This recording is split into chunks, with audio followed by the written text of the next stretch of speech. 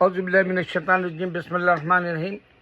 यहाँ 34 स्ट्रीट या time square के एरिया में रामायण का एक कटआउट जो पोस्टर के जैसा लगा रहे आजकल, ये वहाँ ज़्यादा लगा रहे वो।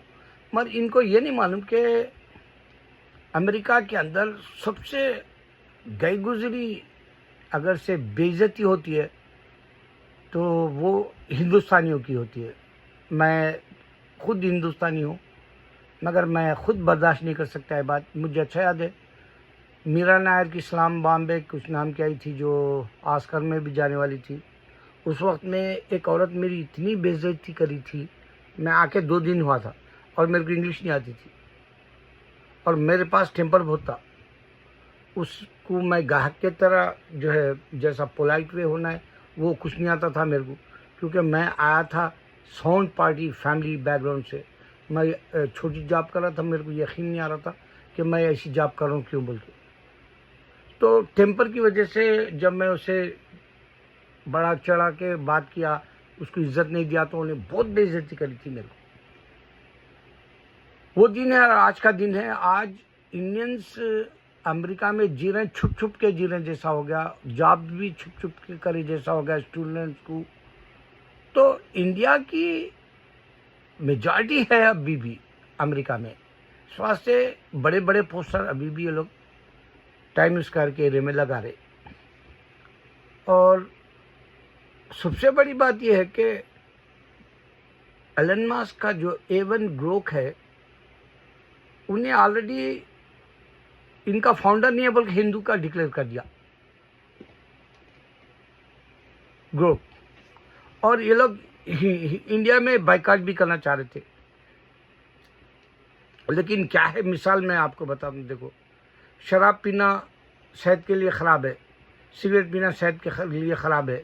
ये दोनों बातें जो है आदमी जो है समझता कि ये दोनों गलत है, उसके बावजूद पीता। वैसे ही हिंदू को अगर ये बोलो कि ये स्टोरी काल्पनिक है, फिक्शन है और ये इसका फाउंडर कोई नहीं है, तो भी उन्हें वो मज़हब पे चलता। उस वजह क्या है, उसका फाउंडर शैतान है हिंदुइज़्म का।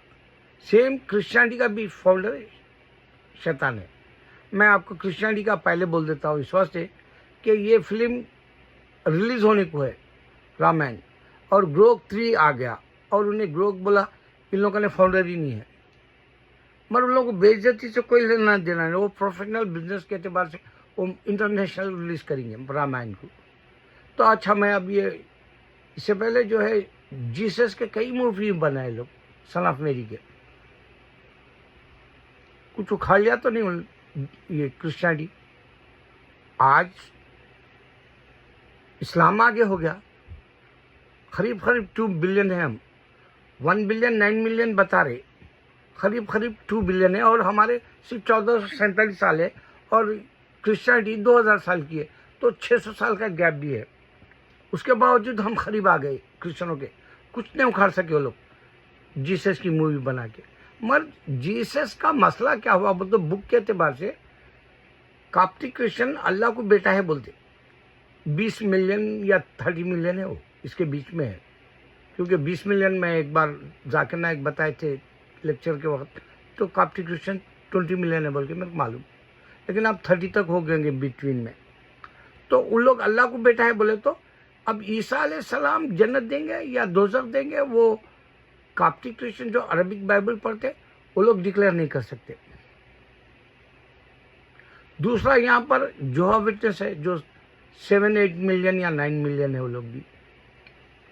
और उन लोगों की इब्रू का जोहवा जो है, जोहा विटनेस वाले जोहवा को गार्ड समझते, उसको बेटा है बोलते।